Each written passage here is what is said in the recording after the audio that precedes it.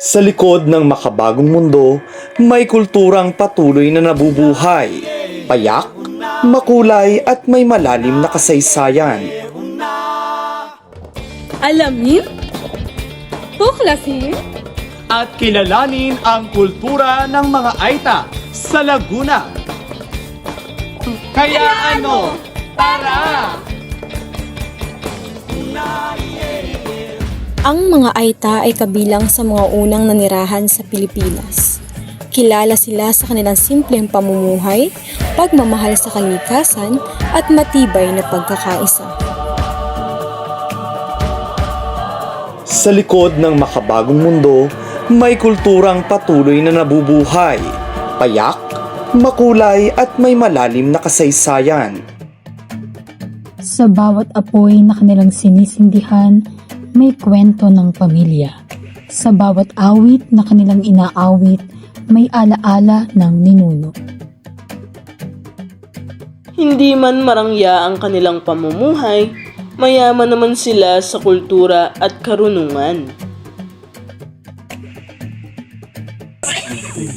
Ay naman po, pagdating naman po sa pamahiin, may pamahiin po ba kayo na bawal yun po?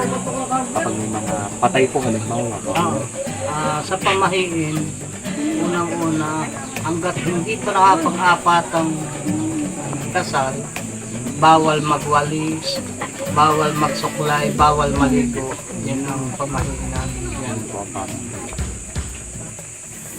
Isa sa pinakamakulay na bahagi ng kanilang kultura ay ang musika at sayaw.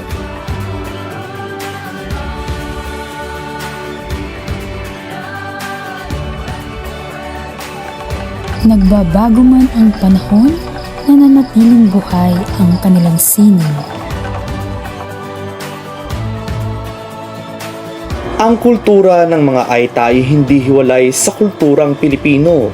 Sila ay bahagi ng ating pagkakakilanlan.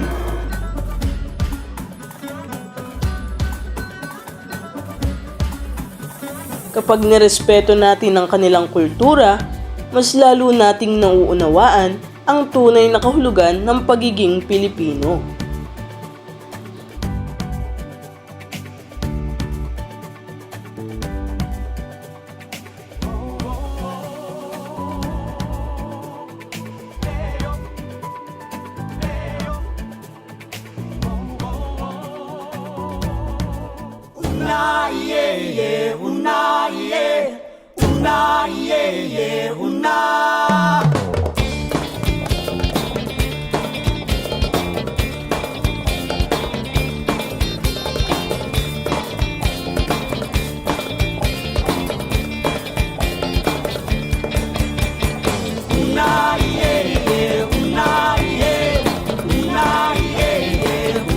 Magkaiba man ang kasuotan, magkakaisa naman ang puso.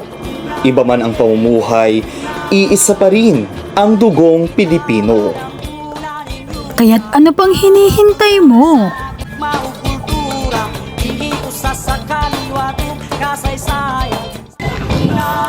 Alamin, tuklasin, at pahalagahan ang kultura ng mga Aita sa Laguna. Kinabukasan